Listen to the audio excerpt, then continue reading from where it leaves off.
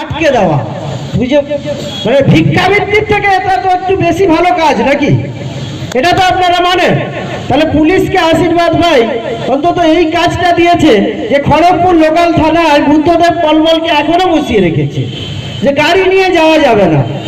আমাদের দেখুন গুড়গুড়িপাল থানায় আমাদের আটকানো হচ্ছে সব জায়গায়। এই যে প্রথা, এই কাজটা কিন্তু আজকে আশীর্বাদ ভাই পুলিশকে দিয়েছে। একটা জিনিস মনে রাখবেন, এখানে আমি দেখছি পুলিশের থেকে সিভিক পুলিশ বেশি আছে। সিভিক পুলিশ ভাইদের বলবো, তুমি যে টাকা বেতন পাও তোমার সংসার চলে না, তোমার জন্য এই সরকার লড়াই করে না, তোমার জন্য লড়াই করে শুভেন্দু অধিকারী, দিলীপ ঘোষরা। তাই তোমাকে স্বীকার করতে হবে, তোমাকে যদি বিয়ে করতে হয়, সংসার করতে হয়, তাহলে বিজেপির লড়াই তুমি জিতবে। তাই লাঠি উঁচিয়ে আসার আগে দুবার ভাববে। তুমি যে ধর্মের মতো হও কেন, তুমি দুবার তোমার ঈশ্বরকে স্মরণ করবে যে আমি বিজেপির ভাইদের নিগ্রহ করব কেন, যে বিজেপি আমার বেতন বৃদ্ধির জন্য আন্দোলন করছে।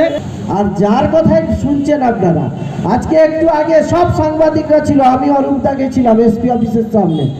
রাষ্ট্রপতি, মহামান্য রাষ্ট্রপতি যেভাবে যান সেরকম করে ওর গাড়িটা সব তার পুলিশের লোকেরা স্কট করে নিয়ে যাচ্ছে। আপনি ছবিটা যে কোনো সাংবাদিক ভয়ে, সাংবাদিকদেরও তো এখন খুব ভয় দেখাচ্ছে। আনন্দবাজার সাংবাদিককে দীর্ঘদিন গ্রেপ্তার করেছিল, নিয়ে গিয়ে থানায় বসিয়ে রেখেছিল, প্রত্যেক সাংবাদিককেও ভয় দেখানো হচ্ছে। ফলে সংবাদ মাধ্যম যে চতুর্থ সংস্থা সংবিধানের, দাম এই পুলিশ সুপার দেন না। তাই তিনি যেভাবে যাচ্ছেন তার ছবিটা হয়তো কেউ তুলেননি, ভয়ে তুলেনি। সংবাদ মাধ্যমকেও তো ভয় খাচ্ছে, কিন্তু প্রত্যেকটা সংবাদ মাধ্যম জিজ্ঞেস করুন, একবারে এসপি যাচ্ছে রাষ্ট্রপতির মতো স্কট করে নিয়ে যাচ্ছে। প্রধানমন্ত্রীকেও দেখি না এরকম স্কট করে যেতে। দীর্ঘ 15 বছর প্রধানমন্ত্রিত্ব সামলালেন, এরকম যান না। রাষ্ট্রপতির মতো স্কট করে পুলিশ সুপার যাচ্ছে। চলে যান, সময় আছে। কি সময় জানেন? আর 1 মাস পর নির্বাচন কমিশনের দ্বারা আপনি চলবেন। ভারতবর্ষের নির্বাচন কমিশনের দ্বারা আপনি পরিচালিত হবেন।